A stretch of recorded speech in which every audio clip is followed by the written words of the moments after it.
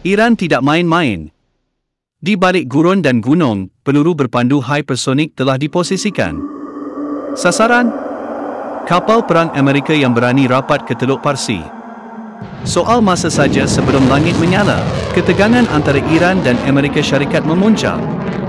Dengan kapal perang Amerika memasuki kawasan strategik seperti Selat Hormuz dan Laut Oman, Iran kini sentiasa penuh.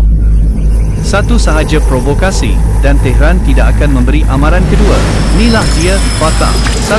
Peluru berpandu hypersonik pertama Iran. Kelajuan, masih 13, masih 15 jarak serangan, 1,400 km ketepatan tinggi, dengan kepada peledak boleh dikawal sepanjang penerbangan. Fatah bukan sekadar senjata. Ia mesej, jangan cuba cabar Tehran. Iran kini mempunyai sistem peluru berpandu yang lengkap dari darat ke laut, balistik hingga hypersonik. Berlian jingga kecil Fatah, 1 hypersonik utama, mampu elak radar dan memintas. Berlian jingga kecil Sejil, 2 peluru berpandu balistik jarak jauh. Berlian jingga kecil Zulfagar, balistik jarak sederhana, sasaran tepat. Berlian jingga kecil Fatih, 110 peluru berpandu taktikal darat ke darat.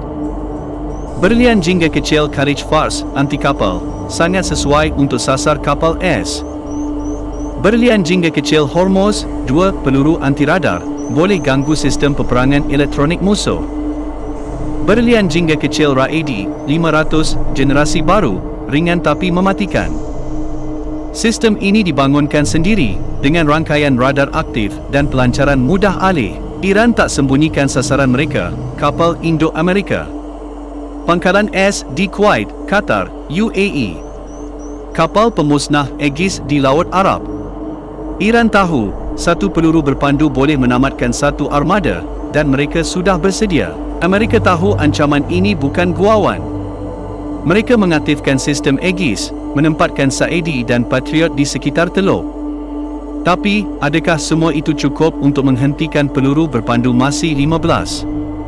Kalau satu saja Fatah lepas, kapal senyap jadi tubuh bawah laut. Iran tidak lagi bertahan. Mereka sedang menunggu. Jika 1 peluru dilepaskan ke arah Teheran, separuh akan kembali. Dan sekarang, semua sistem sudah on. Tinggal tarik picu.